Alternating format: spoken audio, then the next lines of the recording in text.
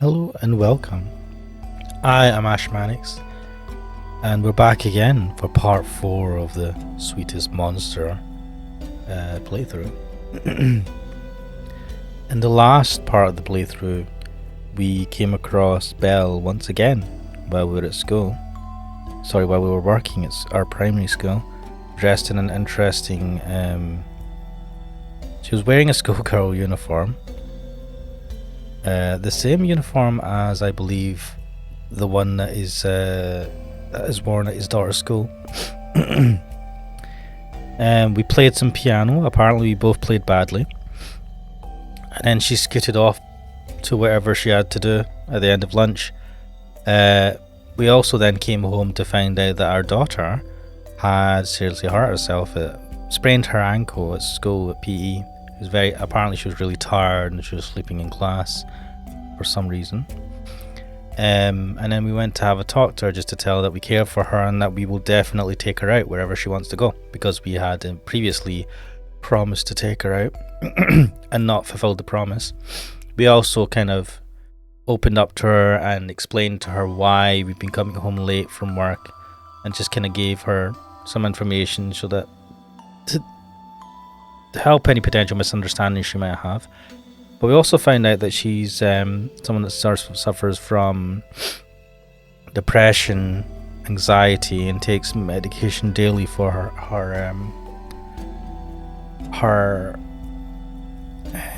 ailments, which is extremely unfortunate. So yeah, this is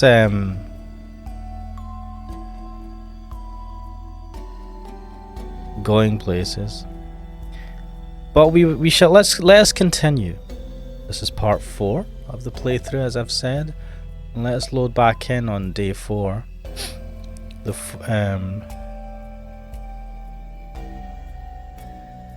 think we're just about to start day 4. Yeah, day 4. I spend much of the next day in a sense of hyper alertness. My eyes peeled for even the slightest glimpse of a pair of bright green eyes or a black tail. However, the hours tick by slowly, in a cacophony of screaming children and their warbling, discordant singing voices, and I still see no sign of her. I'm not sure if I should be relieved by Belle's conspicuous absence or not. On one hand, I did enjoy the attention, but on the other, I would rather not jeopardize my relationship with Sally any further. She is my wife, after all, and I do love her. That's what I've been telling myself. Finally finished with school for the day, and not a minute too soon. I wipe my brow and heave a heavy sigh. Kids, they really take it out of you. Sally wanted us to have more children, a son perhaps, for Melly to play with. But I thought that sounded like too much hassle, especially since I work with children every day. Wow. I mean, it would have been, I suppose, more expensive and stuff, but it probably would have been good for Melly to give her a sibling, right? People might romantically think of children as perfect angels. Nope, I do not think that. Still images from blurry Victorian photographs with big eyes and curly hair and cherubic smiles. I, however, know otherwise. Young children are maniacs. Only this morning I had to scold Peter Newbury for hitting poor Gemma Ashton over the head with a recorder, and that's not to mention the fun particularly ingenious brass players can have with their spit valves. I really don't get paid enough for this. With a groan, I shrug my coat onto my shoulders and do a quick circuit around the music classroom. I close and lock the windows, draw the curtains, turn off the lights, and then, satisfied that everything is in order, I exit and lock the classroom.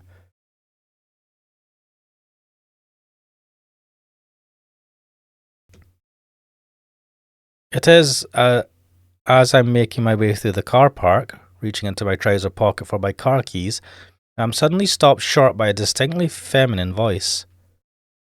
Belle. Hey, if it isn't my favourite human.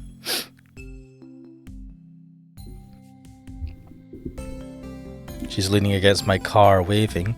She's wearing that school uniform again, the one she donned during her surprise visit yesterday lunchtime.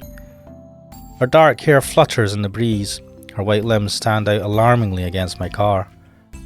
Hey yourself, what are you doing? Isn't it obvious? I was waiting for you.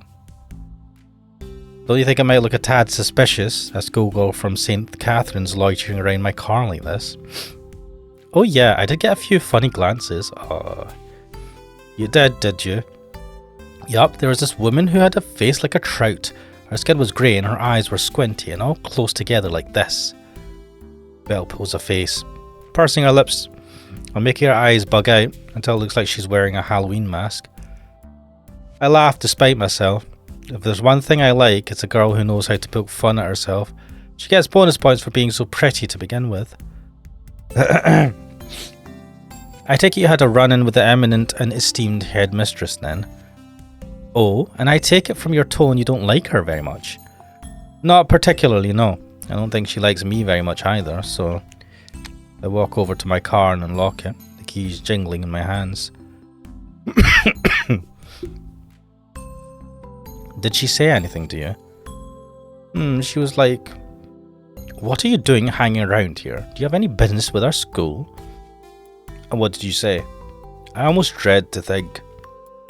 Well, I believe honesty is the best policy, so I told her truth. Oh, fuck. What a pew girl you are. Indeed, I said yes, I do have business with your school. I'm waiting for Mr. Hawkins, the music teacher. See, I'm his teenage sex slave, and we're going to do all kinds of exciting things together. Tee-hee. I snap my head upwards, moving so fast to get a crick in my neck. I really hope, for both our sakes, you had enough sense not to say that. It isn't true anyway. And why the tee-hee? No, I didn't really say that, obviously. I was just checking to see if you were paying attention. I was paying attention. I was just putting some stuff in the boot. Yeah, but I don't like it. I'm here now. You should pay attention to me. It's rude to talk to a lady and not even look at her face, you know. Okay. I know. I'm sorry. Sally says the same thing. I deposit a box full of sheet music in the back of the car and straighten up, closing the boot with a dull thud. So, what did you really say? I'm all ears. I said I was one of your piano students and I had a lesson with you after school. Is that an acceptable ruse? I suppose it's acceptable. It might seem a little suspicious though.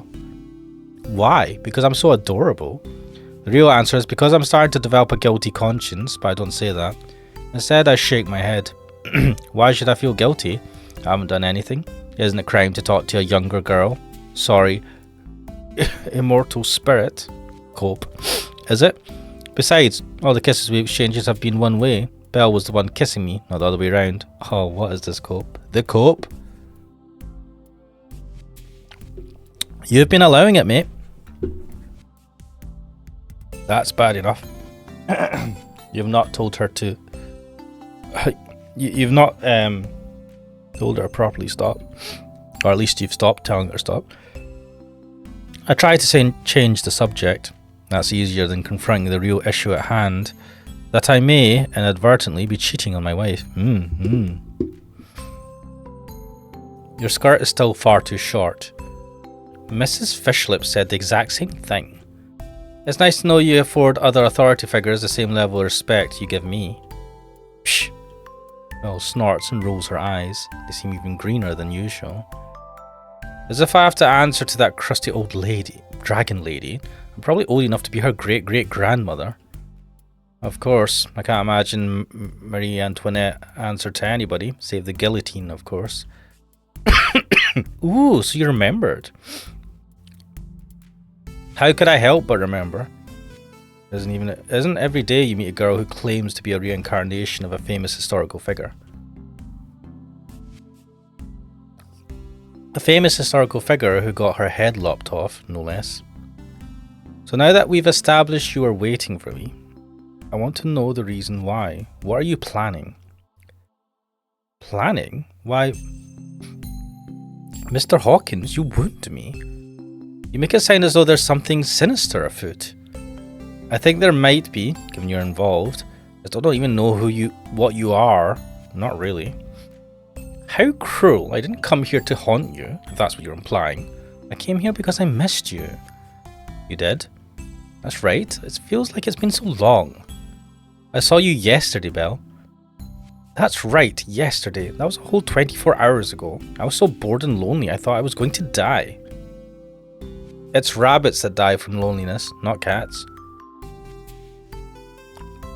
Same difference. They're really not the same. Whatever. Weren't you thinking about me as well? I turned my head to one side, trying to avoid Belle's gaze. It's true. I was thinking about Belle. How could I not?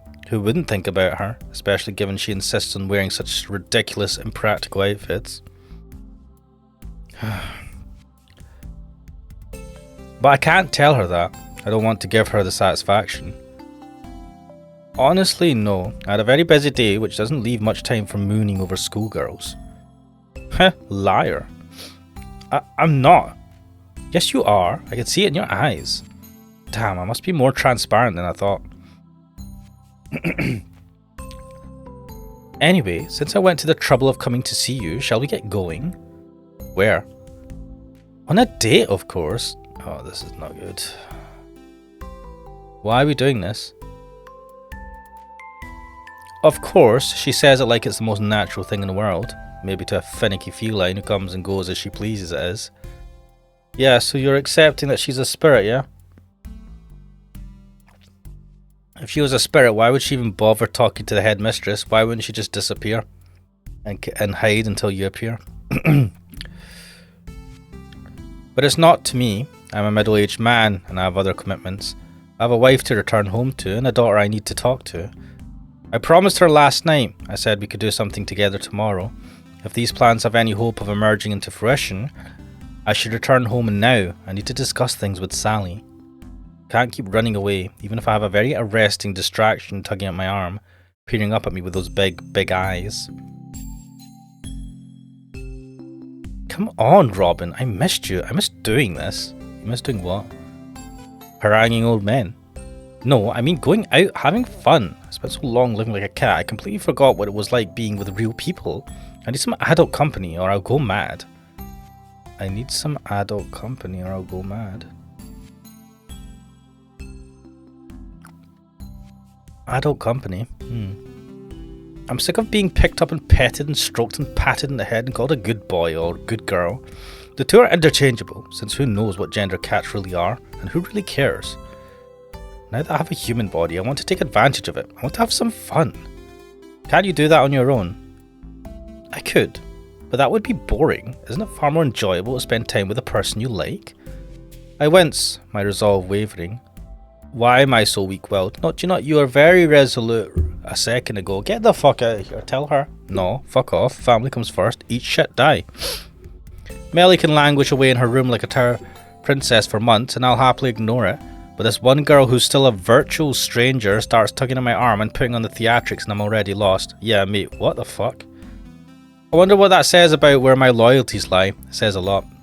I think it says, though I'm no professional psychologist, not like Joan Fowler, that I'm an asshole.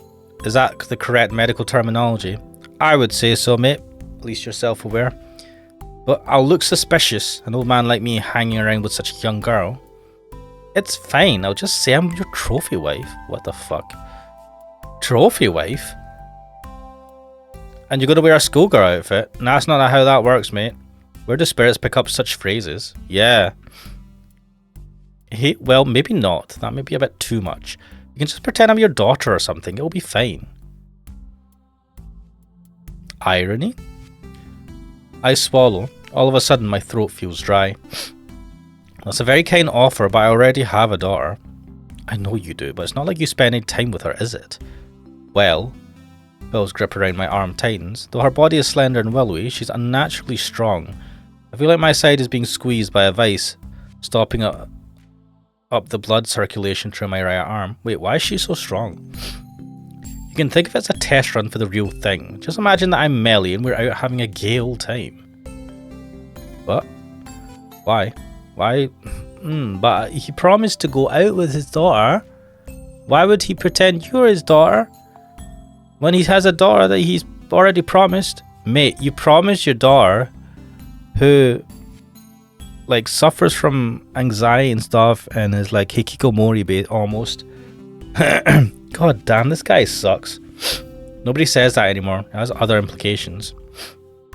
Now, let's not split hairs. Let's just go and enjoy ourselves. Yeah, you don't think about it. Well done. I can't deny that Belle's offer sounds tempting. Not as a test run for spending time with my real daughter, but because Belle is an amusing person and I enjoy her company.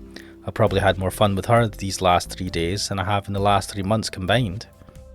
That's wrong though, isn't it? Belle isn't my daughter. Melly is, and I did promise. I said I'd try to spend more time with her. You promised her, man. You sat there and you talked to her. Come on. That was only fucking yesterday. I wish I didn't feel so conflicted. I wish I wasn't so weak-willed. I already know that what I'm going to say before the words come out of my mouth. Lame. Oh, dude. Dude, you absolutely suck balls. Unbelievable. Unbelievable. So, was there any reason you wanted to come here of all places? Not really, I just thought it looked cute.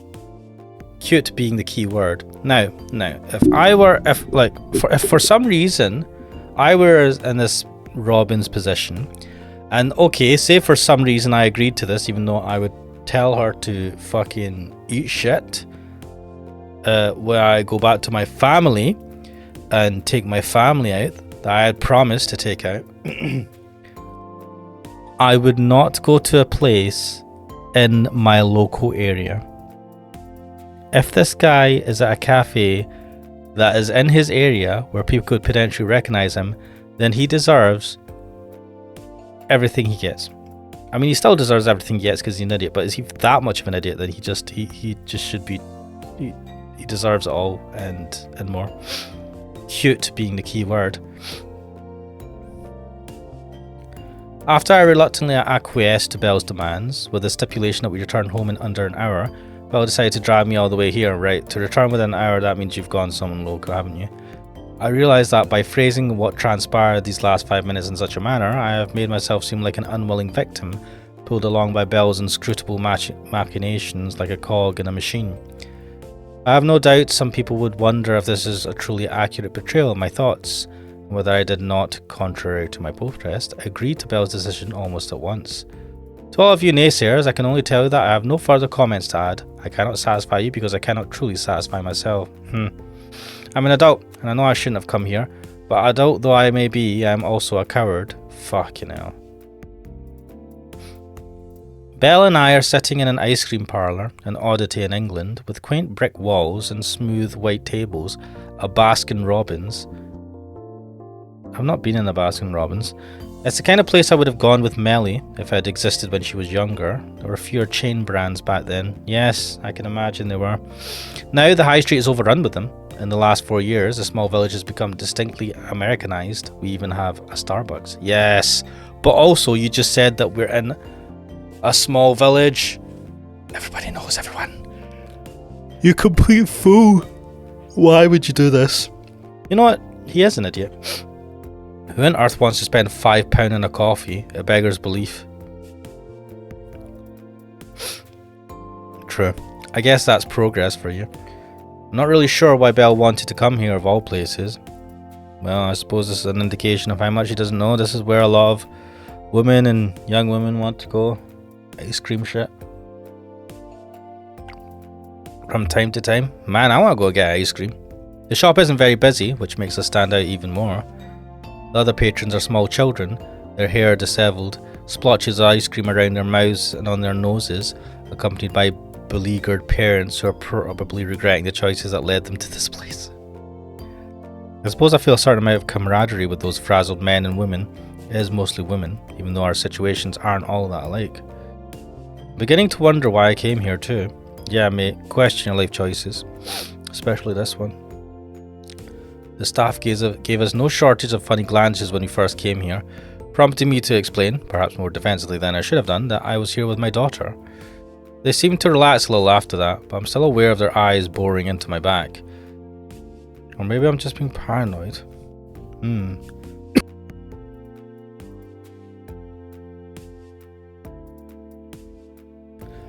Is this my own guilty conscience, my personal Jimmy Cricket, giving me a sharp prod in my neck with the tip of his umbrella? I was right to think going out with Belle would be a bad idea. Particularly when she's wearing that school uniform. I probably look like a criminal. I feel like a criminal. You are a criminal. FBI! This isn't working wonders for my self-esteem, though Belle is undeniably pretty. Pretty girls aren't just entertaining distractions, they can be dangerous, true. Pretty girls, pretty women, all dangerous. Everyone's dangerous. Pretty people are dangerous. At least Belle looks happy. She's eating an ice cream sundae, savouring it slowly. She brings a silver spoon to her lips, laden with ice cream, and draws it into her mouth. Her lips part in an O as she lets the ice cream dissolve across her tongue. My man, please do not go into so much detail. The expression on her face is one of pure bliss. It makes her look even younger than she already is. You really like ice cream, don't you? I love it. I must have gotten a taste for it the other night. Oh no. I don't think it was just the ice cream she was savouring back then though. Don't remind us of that. Oh, God damn this game. I replay that. Why are you replaying the memory? Don't. I replay that memory through my mind once more. My cheeks start to flush. I turn my head, pressing one hand across my mouth, my cheeks burning. Don't go back to the CG, you dodgy bassa. Ah, delicious! Belle sighs contentedly and takes a spoon out of her mouth with a wet pop. Hey, Robin! She smiles mischievously, offering the spoon in my direction. Oh no, indirect kiss. This is anime as shit. This is definitely someone who's an anime fan. Do you want to try some? Just say no. No, it's alright. I bought it for you. But it's more fun sharing it. I want to know what you think. No. No. I think I'm too old to eat ice cream. It will give me indigestion. You can never be too old for ice cream, man. But don't take the ice cream. And Sally will have made dinner already. She'll be sitting at the kitchen table, arms folded, drumming one foot against the floor, wondering where the hell I am. I can't believe you did this. I can't believe, like, what type of fool does this? It's like, I've just finished work. I'm on my way. I'm about to go home, and then this dodgy woman comes. I was like, I want to have some fun. I don't care how pretty you are. How do you explain this away? Why would you do this? You just shot yourself in the foot in so many ways. I see that much of a coward that he can't say no to someone in front of their face. I suppose they've established this, right? With the what was her name? The divorcee woman, the mother of one of his students. The one that was like, oh, would you please, can I sit with you? Can we go and get a coffee? And he couldn't even say no to her. I suppose we've established that he is a weakling. Even if he doesn't even like the person. God damn, man. You know what? Maybe this is why you are still a primary school teacher and you've not like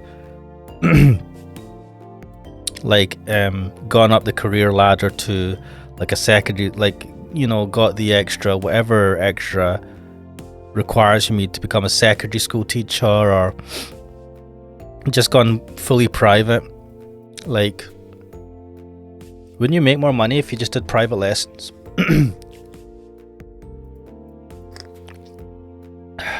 Because you can go to, and then you wouldn't have to deal with just school kids, right? You could have like adults. Why don't you do adult lessons? Why do you just teach school kids? And the tutoring, the private tutoring. So you are doing private tutoring, but it seems to be only kids. Why don't you do adults as well? Anyway. I wonder if Mellie's back at home yet. It seems likely. She doesn't belong to any after-school clubs. But I don't think she has any friends to hang around with either. I bet Sally sent me a bunch of text messages. Voicemail too. I don't know, because I've had my phone turned off the entire time. I really am a coward. Oh, do you know what? You suck, man. Fuck. Huh? Come on, you're not that old. You still have a full head of hair at least. For now, we'll have to wait and see what happens. So stingy. You're no fun at all. I feel something collide against my shin, as Belle's foot, encased in a shiny black shoe. At least her shoes are school regulation, quite unlike that ridiculous skirt. Don't do that, it hurts. And you hurt my feelings, refusing to share this delicious ice cream with me. Stop being an ass. Stop being a child. Eat your fucking ice cream. Don't bother me about it. I've eaten ice cream before. I know how it tastes. But it'll taste even better if you eat it with me. Oh my god.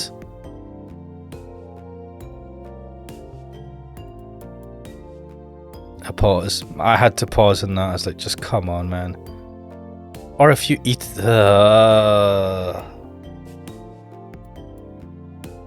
Or if you eat it off me. Come on, man. Fuck off. Please don't say such things. When we're out in public. We look suspicious enough as it is. Belle sticks out her tongue and delivers another kick to my shin. Maybe she's trying to engage me in a game of footsie, but I refuse to cave to her whims, even if resisting her blows is quite painful. What the fuck, man? What's wrong with you, spirit? Spirit my ass. Ah, where did she get all the strength from anyway? Yeah, do you know, I'm curious about that. Where did she get the strength from?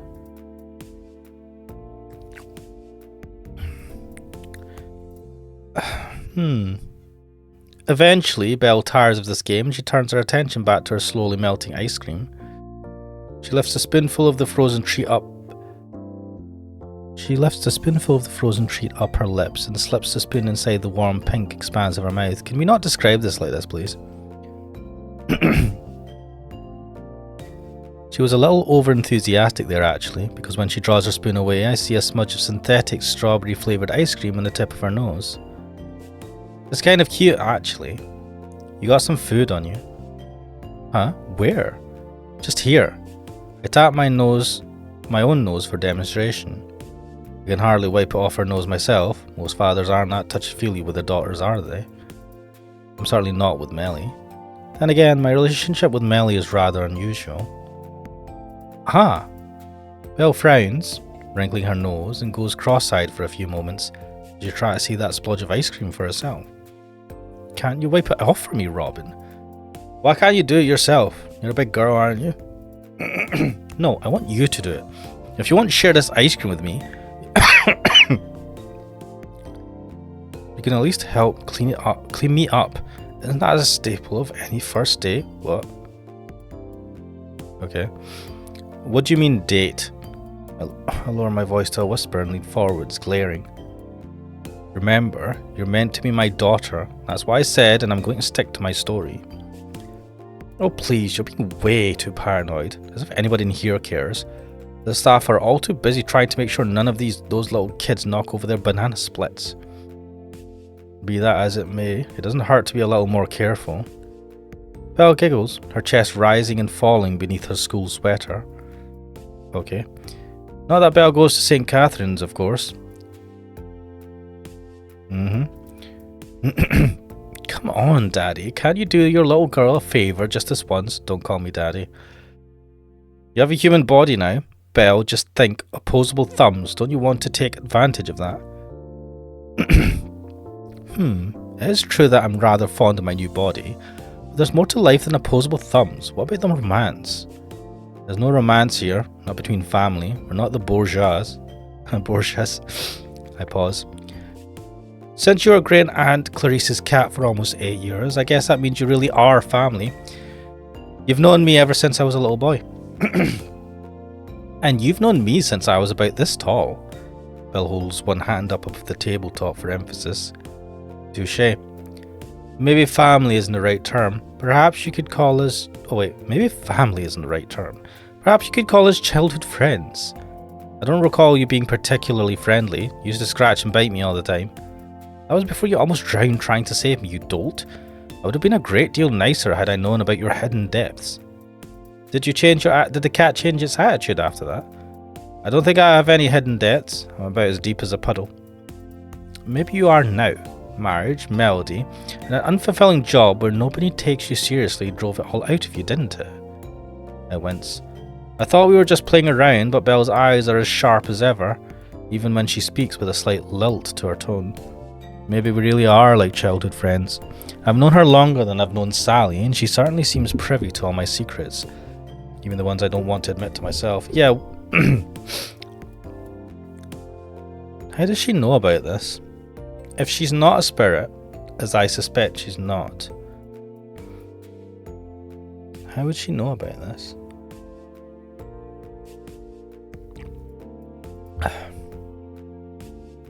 So, Belle leans forward, cupping her chin with her hands. She peers at me, a smile on her face, expectant. Her eyes flash. Are you going to clean me up or not? Can we not word it like that? Her gaze is disconcerting. I don't think I can argue back. She's worn me down. Take a fucking tissue and just wipe her nose, goddamn. Alright, just don't make a big song and dance about it. Don't worry, I won't. Belle blinks at me expectantly. She looks almost like a fairy tale princess, awaiting the kiss of a handsome prince. Unfortunately, I'm not royalty. I make my living on a teacher's wage, and it's a mere pittance at that. Plus, I'm hardly what you would call handsome. And if we really want to smash this simile apart, Belle isn't a princess. I think she's more like a wicked witch, or a femme fatale, with her all-knowing eyes and her too short skirt. I lean forwards, a napkin crumpled in my hand. All of a sudden, Belle's face seems far too close. I can almost count each of her individual eyelashes, feel her breath against my cheeks. Why did you get so close to freaking wipe her nose, man? Got you? Ah! All of a sudden, I feel something against my lips. Something soft, warm, and not entirely unwelcome. Belle's kissing me. This isn't like our previous pecks either. This is a real kiss, unabashedly romantic. Well, game's over, guys. Game's over. Can't get divorced. That's it. I know Belle isn't a human, Cope, but she seems awfully familiar with human customs. Interesting, isn't it? So I doubt this is some kind of mistake. She's not that naive. I think she's even smarter than I am, actually, to have tricked me like this. I can't help but feel taken advantage of. I was right. Belle's no fairy tale princess. She's the wicked witch for sure. What does that make me then? An idiot. She presses against me, demanding, and I gasp. Belle takes my shock as a further invitation. She presses forwards, pushing my back against the chair, and her tongue enters my mouth. Bloody hell. Fucking hell. She tastes of ice cream, shockingly sweet, and her tongue is strangely cold compared to the warmth of her lips. I feel my heart seize up in my chest. My mind goes blank. When was the last time somebody kissed me like this? Can't remember. Sally certainly doesn't. We're too busy being antagonistic about small things, stupid things, to trade open affection like this. I think I must be kissing Belle back.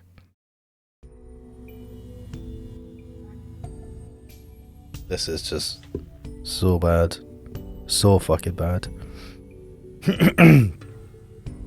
When Belle finally draws back, her lashes fluttering, her lips curve into a mischievous smile. Thank you, you have signed my death warrant. Her face is pale as ever, not a hint of a blush in her cheeks, though she was the one who instigated the kiss. I'm the one who's embarrassed, breathing heavily, my face burning. If I were any older, I may have a heart attack. It was wrong. I know kissing her was wrong, and yet, forgive me for the age-old cliché, but at the same time, it felt right. Oh, God. But maybe it felt right because I'm a pathetic old man who hasn't been getting enough action from his wife. It doesn't mean much. Exactly. What man wouldn't try to argue that kissing a teenage schoolgirl was in some sense of the word right? I don't know, man. That is very, very... that's some FBI breaking into your house talk. I know a lot of people who disagree with that assessment, though. Particularly the workers at the store who were led to believe that Belle was my daughter. Maybe I can try and backtrack. I could tell them she isn't blood related. Of course not. I'm just her stepfather. Would that make it sound any better? No. No, by this point, I don't think there's any salvaging this situation. The workers behind the counter really are looking at me now. This isn't just baseless paranoia. It's the unquestionable, unshakable truth. They look almost as surprised as I do, their mouths open. Well, you are screwed. They're not the only ones. The other patrons are staring at me too. Oh my god. Even if I hadn't said Belle was my daughter, my behaviour would still be unacceptable. I mean, she's wearing a school uniform, for Christ's sake. This is bad. This is very bad. But I don't get to finish my explanation. It's probably a good thing too. Laughing cheerfully, Belle takes hold of my hand. I oblige. My body feels strangely light, like a hollowed out pepper. Come on, Dad, let's go. I want to go shopping. You promised you'd pick me out some new clothes, remember?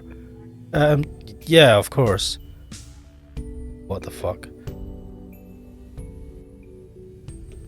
I allow myself to be dragged away by the playful devil that is Belle, not before I lay down a crisp £10 note on the table, of course.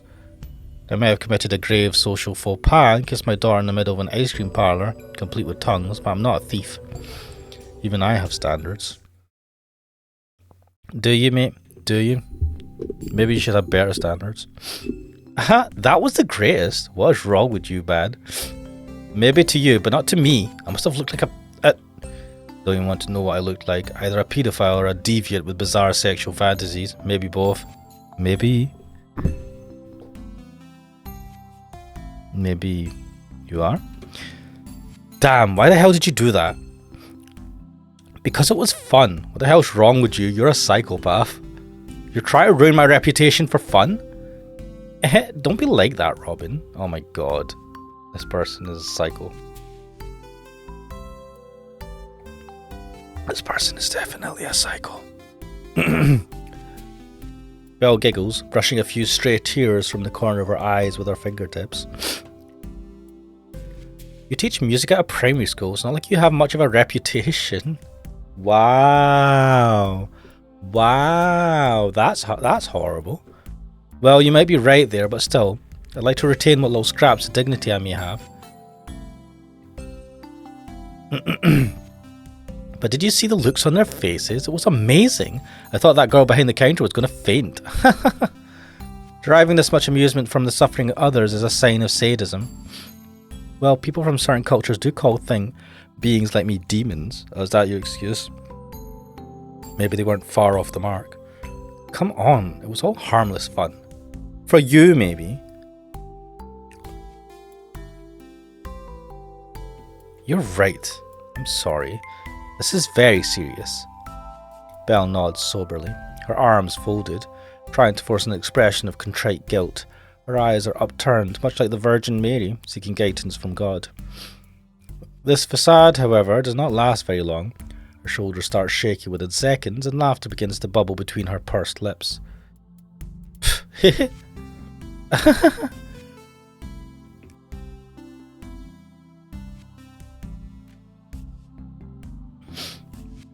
She laughs so hard she's doubled over, arms around her middle, as though she might explode from the hilarity of it all.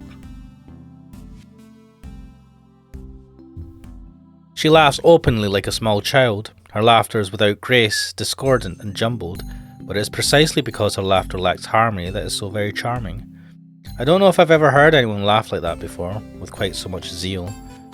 Though I'm shaken by the earlier events, and my face is still beet red from the embarrassment, I soon find myself joining in. I want to be mad at her, but I can't.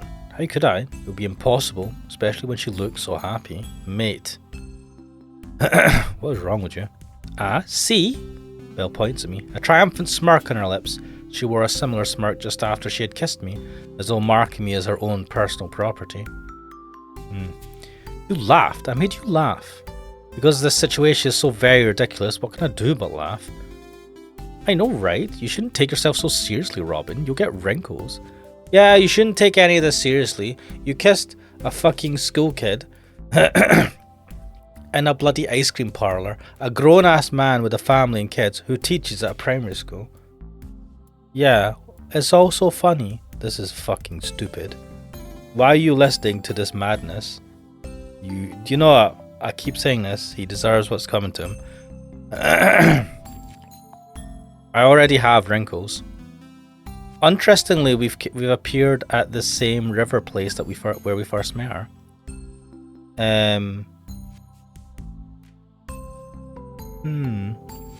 I I know, but more wrinkles. Belle giggles, pressing her hands against both sides of her face. It's because I prescribe a strict diet of at least one amusing experience per day that my skin doesn't sag, no matter how old I get. I'm several centuries old and could still pass as being 16. Are you 16? I roll my eyes, though I can't stop myself smiling. How does she do it? Dermatologists all over the world are baffled. What's that meant to be? It sounds like it could be some kind of dumb internet advert. You know about the internet? Wait, sorry. You know what the internet is? Well, duh. How would I be able to live in the 21st century if I didn't know what the internet was? You were a fucking cat for like... Get the fuck out of here. Yeah, this is all bullshit. Cat my arse. Wait a minute. Where's her cat ears and cat tail? She had the cat tail on when she came to see us in the class. But she doesn't have a cat tail on now. I don't know. I thought the digital era may have passed you by since you were busy being a cat. Come on, cut me some slack. I'm a pretty trendy person. I even know how young girls wear their uniforms. Yeah, I wonder how you figured that out. Belle strikes a pose, one hand on her hip. Her skirt, still as short as ever, catches in the breeze, fluttering around her thighs. Can we not describe these things, man? Come on, guys. Come on, man. Come on, Robin. It's a good thing the two of us vacated to this river, only a short walk away from the main shopping centre. We got tired of various pedestrians looking us up and down and tutting. No doubt they, like the workers at the ice cream parlour, assumed I was Belle's father. Disgusting. I can just imagine the old ladies thinking, as they adjusted their beige handbags around their shoulders. How could a father let his little girl go out dressed like that? To be fair, how could you, man? Shocking. I wish I could have explained to them that I've told her to dress sensibly multiple times, but she doesn't listen. Belle's too wily and willful. Though she isn't sporting her fluffy black ears and tail, she really is just like a cat. She does whatever she wants. God, Belle. I sigh, running a hand through my hair. What am I going to do with you? You're impossible. Weren't you supposed to go home within an hour? Yep, that's my middle name. Speaking of which, I don't know your last name. You never told me. I pause. I doubt Belle is your real name either. It isn't, but it's a lot cuter than my true title, and easier to pronounce too. Christ, I hope you're not some kind of Lovecraftian abomination. Hey, I resent the term abomination. That's discrimination. Discrimination against us non-humans. Discrimination, huh? I didn't know spirits were all that concerned about being politically correct. Oh, you'd be surprised. No, you sound like a school kid. Belle smiles.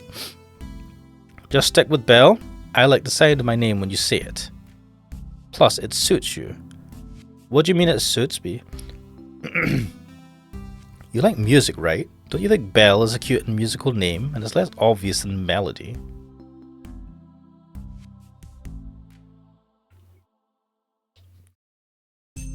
You think Mel's name is too obvious? It isn't hard to guess one of her parents plays the piano. Let me put it like that. I wouldn't assume that one of her parents plays the piano. I would assume one of her parents likes music at least. Hahaha, sorry. I apologise, though I'm not sure who I'm apologising to. Belle for being so transparent, Melody for giving her a name which, with the gift of hindsight, turned out to be so incredibly unfitting. I guess I've never been very good at naming things. The goldfish I had when I was a kid, Bubbles and Goldie, are testament to that. Lol. All the more reason we should stick to Belle. Let's keep things simple. Right, simple. I can do simple. I groan, burying my face into my hands. Simple? You're right. My life has been anything but ever since I had the misfortune of running into Belle. No, maybe it started earlier than that. I have the vague feeling that ever since great aunt Clarice bought the awkward and aloof Belle from that pet shelter, my life has never been quite the same. That kiss and ice cream parlour right now was just the tip of the iceberg. People always say black cats are unlucky. I thought that was a silly superstition, but now I feel inclined to agree with them. My God. Well, if anybody in that ice cream parlour knew me. You now think of that? God, you're an idiot. How would they know you? I'm a primary school teacher. What if one of those kids attended my school? That isn't going to look good. They're highly esteemed. I make small quotey marks with my fingers as I say this. The statement is far too ridiculous for me to say it without some physical indication of its blatant dishonesty. Music teacher Mr. Hawkins getting off with a girl who goes to St. Catherine's. Come on, you're overthinking things. I bet nothing comes of it. Wow. Yeah, and you're not thinking enough, Belle. You know what, Melody could just, I don't know, man. You bet, but I'm just thinking of the names. People would call her Mel, right? Like Melanie, right? If you call her Mel, her name could have been Melanie. You bet, but you don't know. There are more primary schools around here than the one you work at. I'm sure nobody knew it was you. Well, you're probably right, but what if? Oh, what if? What if you get run over by a car? What if your contract a terminal disease? What if you fall into a lake and drown when trying to rescue a cat who could already swim? Yeah, that was a low blow. That also happened. What are you talking about? Whatever, I'm just saying, who cares about all that? It's because you humans get so hung up on countless possibilities that you never do anything. No man, it's called thinking. You're an idiot. There's a go-between between overthinking things and underthinking, and you are the underthinker. And I feel like Robin is thinking like he has a good reason to worry. You just while your lives away as though you're waiting for a bus in a shelter, a bus that'll never come. You just need to take life by both hands and go out there and do something. Once more, I'm humbled by just how much Belle seems to value life. It's strange to me, particularly since Belle isn't a human herself, and by her accounts has lived far longer than I have.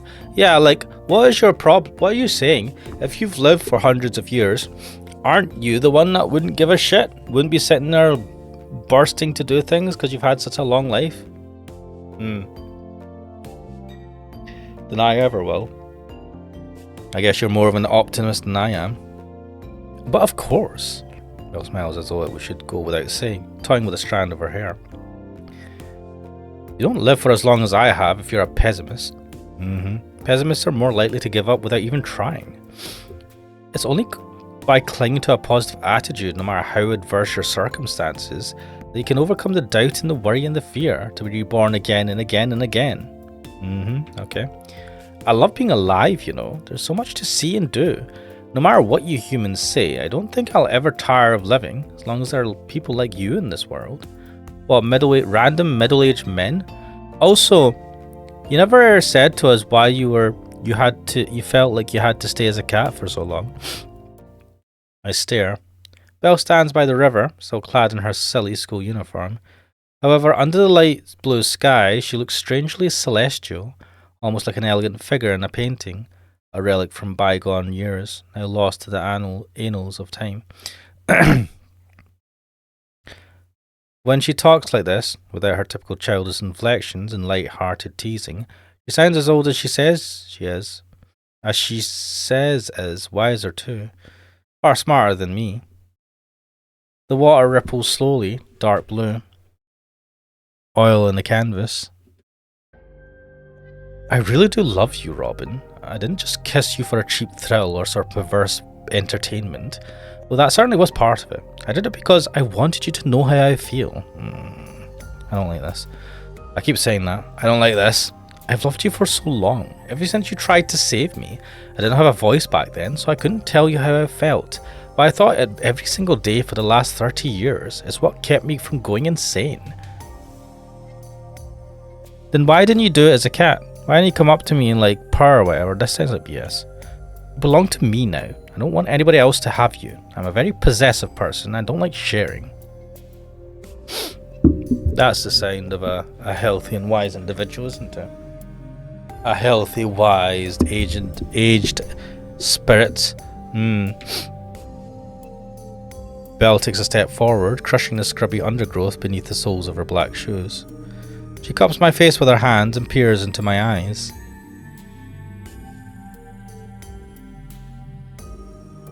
She feels even closer to me now than she did at the ice cream parlour. Maybe it's because we're all alone. There's nobody to come between us, just my own guilty conscience and ghostly thoughts. But I soon brushed those aside. Charming. The rapid beating of my heart dispels all doubts. I feel my eyelids falling shut, as though compelled by some greater force. Maybe it's because I've grown up on cheesy Hollywood romances that dictate during kiss scenes both participants must close their eyes. This is probably quite bad. Yes, against my better judgment, I think I might be falling for her. And no, it isn't just because of the short skirt. It's not every day a man hears a confession that sounds quite as sincere as this. Belle's right, my heart really does belong to her. From the moment you tried to save me, our destinies became interlinked. You've already committed to me, Robin. You can't escape now. Just try to leave me if you dare. I'll drag you back each and every time. Uh-oh. Yep. Yeah. And what's your excuse for this, Robin? And where have you all... and where the hell have you been? I was not looking forward to returning home after my rendezvous with Belle, and this is exactly the reason why. Sally sits at the kitchen table, her arms folded, one leg crossed over the other. She glares at me, her eyes narrowed into slits. Given her pose, coupled with that look on her face, she could very well be a judge in The Apprentice. I wonder if she'll tell me that I'm fired. Fired for being her husband. Look, I'm sorry, Sally. Sorry? You're sorry? You think you could just say sorry and that will set everything right, do you? No, of course not. I was caught up with work. Which is a complete utter lie, but Sally doesn't need to know that. Or rather, I don't want Sally to know that. Very good. Very healthy. But I think she sees through me. Though her eyes aren't quite as large and piercing as Belle's, Sally has always been fairly astute. Work, of course. Let me guess, it was another meeting, was it? So this is the other problem. He's now making the actual legitimate times he's been late look like lies because he's lying about this occasion. Oh, this is just getting worse and fucking worse and fucking worse. I want to retort with a defensive I really was at a meeting yesterday, but I know I can't. That would only confirm the fact that this time I wasn't at a meeting at all. Instead, I bite down on my lower lip, unable to say anything. I don't have any words to placate Sally because they're all lies. I know it, and I'm pretty sure Sally does too. She's my wife. We've been married for more than 15 years. I should respect her more than that. I don't like lying. I never have done, ever since I was a kid, but I can't help myself. In this situation, the truth would sound far more ridiculous. I'm sorry, I was just having an emotional encounter with a reincarnation of my great-aunt Clarice's pet cat. Yeah, do you know how insane that sounds? And you've still not fully verified this. Anybody can put on some cat ears and a cat tail, mate. You fucking believed it. Like Sally would believe that. Why do you believe that? I thought you were going to make more of an effort, Robin. Didn't you promise Melly we were going to go out tomorrow? That's right, I did. I haven't forgotten, Sal. Well, that's great. It's great that you haven't forgotten about your daughter. Do you want me to give you a round of applause? Maybe a standing ovation? Look, don't be like that. I already told you things have been pretty hectic. I'm kind of stressed out. But I do want to go out. I want us to have fun together like a family. Do you? Do you, you fucking piece of shit? You didn't tell that stupid cat girl to fuck off. Oh, I'm getting fucking pissed off at this guy. I hate this. Because it's a kinetic visual novel and there's no options, it makes it even worse because you can't do anything. You can't choose any options. You're forced down this shitty route. Ugh. A family, huh? You have a funny way of showing it. Yeah, well, it's because I'm a guy. Doesn't it come with the territory? Stoic, distant, bad with feelings. Men are from Mars, women are from Venus. The cope. Don't think you can get away with your behaviour by spouting Victorian gender politics. Next you'll be telling me about separate spheres and straight lacing, and then I might really have to hit you. What? Separate what? Please don't. As a primary school teacher, I don't condone physical abuse. Lol. Sally harumphs haughtily, but I think my silly comments were able to slip through the cracks in her armour. At least she looks a little calmer now, mollified. I wonder where that came from. That word came from. In this scenario, would I be more correct in saying salified? Dude, what are you thinking? Keep your head in the game, man. Focus. By the by, Melly said where she wanted to go. She did.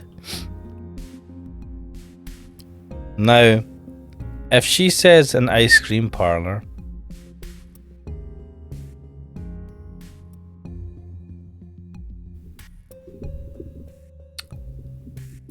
well, I wouldn't be too surprised. I must admit, I'm a little surprised. I promised Melly I'd take her out tomorrow, but I wasn't entirely expecting her to take me up on the offer. Maybe she has more faith in me than I thought. Yeah, she did. You'd have known that yourself, Robin, if you'd been back in time for dinner. I'm sorry, guilty as charged. What was for dinner, by the way? Pork chops. I left yours in the microwave. It'll be cold by now, but I could hardly do anything about that. It's alright. I never asked you to become a Time Lord. Lol, Doctor Who reference. I could just warm it up, no trouble. Sally's lips quirk again at my comment, but she tries to keep her inadvertent smile under control. Ah, nice. I hate it when you do that, Robin. Do what? Tell jokes like that. It makes it infuriatingly difficult to stay angry with you, even when I know I should. Then don't be angry. Please, let's not. Not when we're going out tomorrow. But you're being a shithead. Oh, I hate this guy. This is manipulation, right? It's like, I know how to at least try and reduce the anger. Tell a couple of funny jokes, but this is like your fist. Yeah, no, this is just not good, man. Not good at all. I feel like the further we go through the story, the more I hate this. Hate Robin. Sally inhales heavily and shakes her head. All right, fine. For somebody who can be such a bungler with words, I can be surprisingly smooth at times. So where did Melly want to go? Where do you think?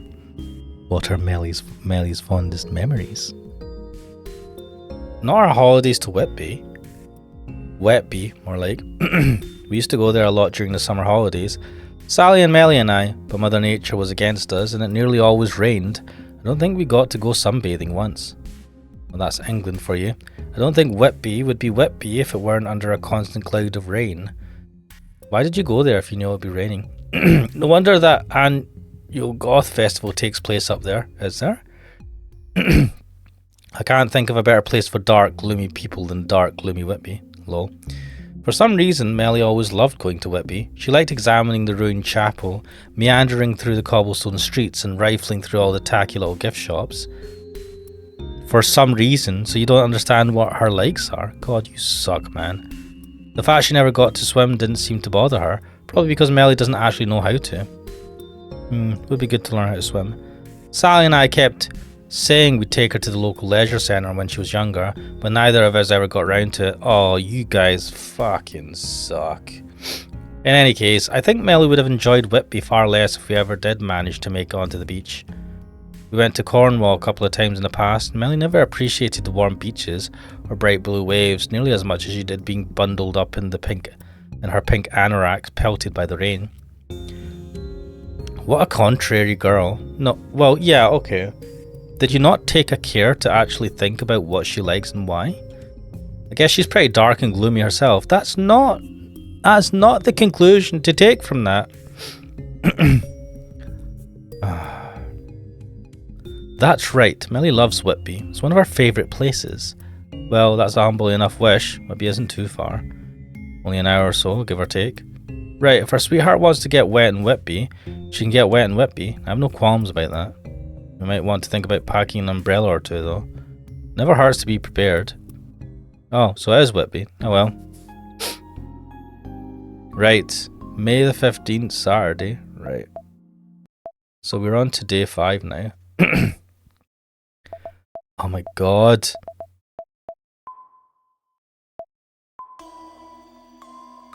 We'll leave it there for now.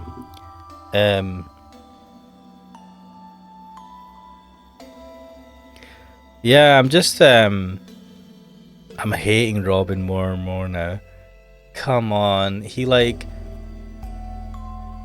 almost screws over the family plan to go out by going on a date with our Belle here.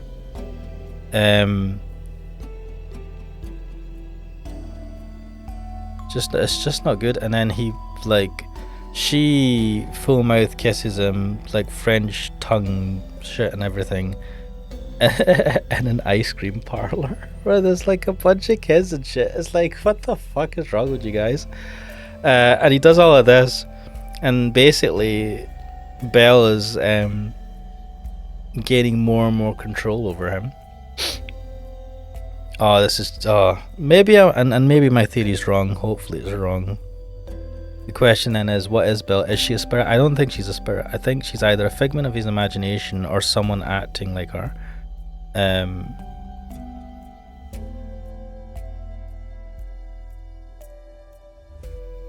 Yeah.